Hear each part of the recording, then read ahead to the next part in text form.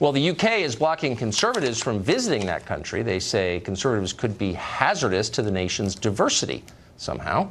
This past weekend, American YouTube personality Brittany Pettibone and her Austrian boyfriend were barred from entering the UK because they planned to interview Tommy Robinson, an outspoken critic of Islam.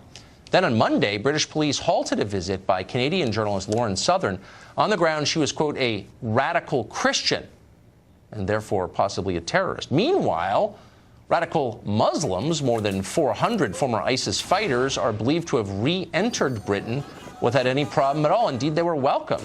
Huh?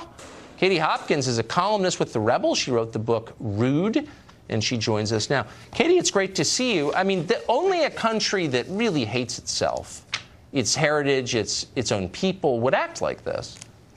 It's absolute madness, Tucker. I can't even tell you. For the regular British man or woman in the street, they're just shaking their heads and going, what has this country come to? We're welcoming back the mad mullahs. We're welcoming back the jihadis after they've done their jihad in Iraq or Syria. And by the way, they're not that good at jihad. You know, so you're supposed to blow yourself up if you come back.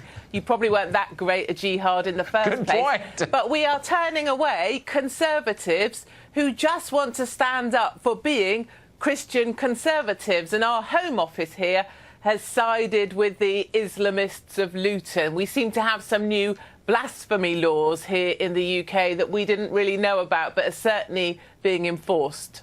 Blasphemy laws that are applied to Christians, but not to Muslims. So what undergirds this? So, of course, you know, for centuries, Britain sent forth Anglican missionaries to spread Christianity around the world. And by the way, they did.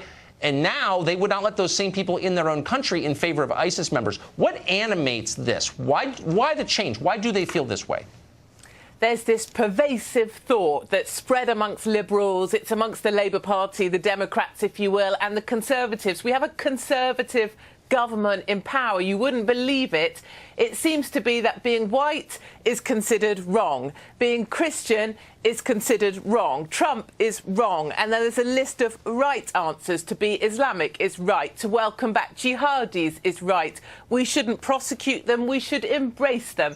And it's really getting to a point here in the UK where, you know, we're up there on the endangered species list. To be a white Christian conservative woman like myself, I'm right up there on the endangered, you know, animals list, up there with the black rhino. And the black rhino has got an advantage because he's black. So, I mean, the UK is a democracy, purportedly. You voted for Brexit. You still get to vote there for the time being. The majority of your population, I would bet you my car, does not agree with the policies I just described. Why are they putting up with them? There's this kind of sense right now, this place, this country has never been this tense. It feels like a pressure cooker, you know, and someone's screwing down the lid. And there's going to be a tipping point. And that feeling of just people going to be rising up to say, right, no more of this. We will not be silenced anymore. And the thing is, people hold on to certain voices. There's a lot of support for these YouTubers that you spoke of that were banned. Yes. And when you start silencing the people that were even, you know, finally speaking out for us, people like myself, in fact, I'm surprised I'm still here. I'm surprised I haven't been deported.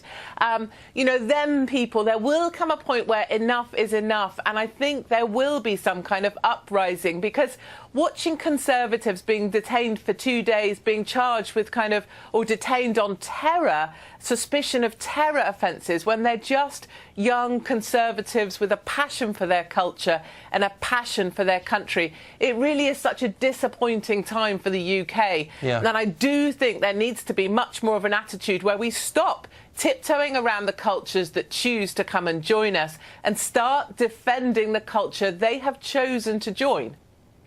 It used to be kind of a free country. That's authoritarian, what you're describing. And I'm sorry. Katie, thank you for coming on and telling us about that. It sounded familiar.